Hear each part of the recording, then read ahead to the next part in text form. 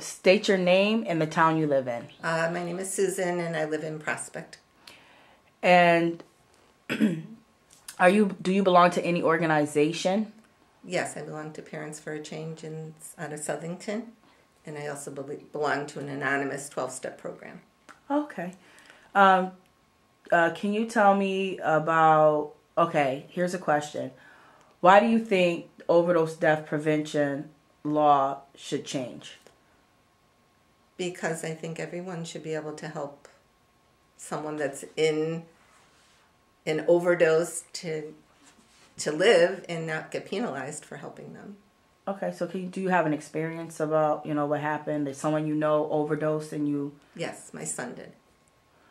Can you tell me about what happened? Yeah, he was home from a rehab. He had been there for 2 months, and he went to sleep, and I heard him the next morning. I opened the door, and he was blue and cold and swollen and unresponsive, and there was vomit dribbling out of his mouth.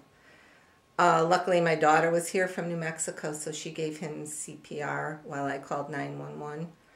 And here in Prospect, we only have volunteer, the fire department's the EMT, and they were here immediately, but they could only, I guess, take his blood pressure or do whatever. They couldn't do anything, and we had to wait until the city EMTs and ambulance came, and they then administered the first shot of Narcan to him. And there was the minister, the chaplain was here, and she kept coming down and holding my hand and telling me they didn't know what was going to happen. And she told me now they gave him a second shot, and he was unresponsive. And someone must have told them to give him a third shot. And with the third shot, he woke up within, I really don't know the timeline, but he walked down the stairs and got in the ambulance himself.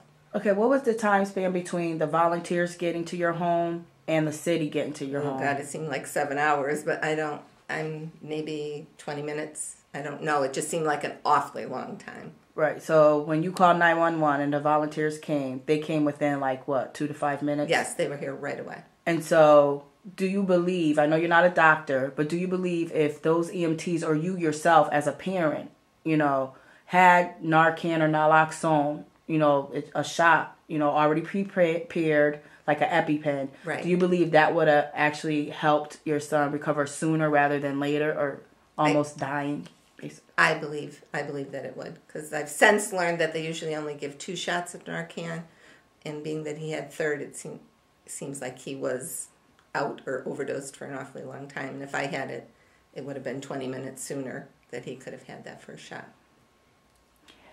And so did the police come in and check your home for drugs? Yeah, they were here and they checked my son's room. That's where he was, and they didn't find anything. Okay. And that was that. All right. Okay, what's the closest school to your home? In the center of town, which is probably about a little over 2 miles away. Okay, and what's the closest daycare, be it an in-home daycare center or a community center? Down the next street.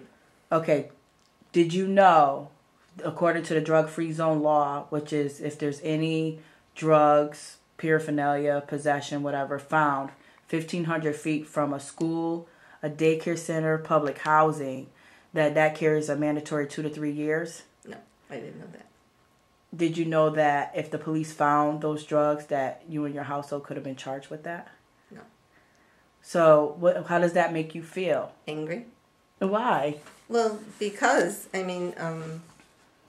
addiction is a disease. It's been proven that it's a disease, and you don't get arrested for any other kind of disease that stuff is, goes along with it. So I can't imagine why they would want to arrest a family member or the person, especially a family member that's having so much stress anyway with what's going on. But it's stupid, I think, And how long ago was this that your son had the overdose episode? It was 5 years ago. And what has happened since then?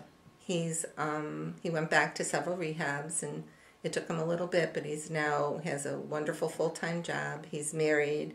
He bought a house, and they just had a child 3 months ago, and he's a really good, productive member of society. And if he had died 5 years ago, he wouldn't have had that opportunity. And you wouldn't be a grandma. I wouldn't be a grandma.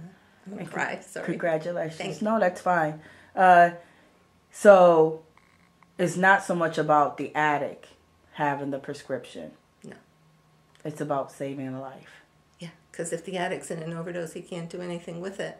But as family members or just a really good, productive member of society, you know, I wouldn't want to see people die needlessly when there is an antidote for it, you know. So would you, as a parent, would you go through a training and carry it with you, like even at work or shopping? Cause in a heartbeat. Well, thank you for your time, Susan, and I appreciate you sharing your story with us. What do you hope happens with the next coming legislative session? As far as this drug... As far as the overdose death prevention? They allow...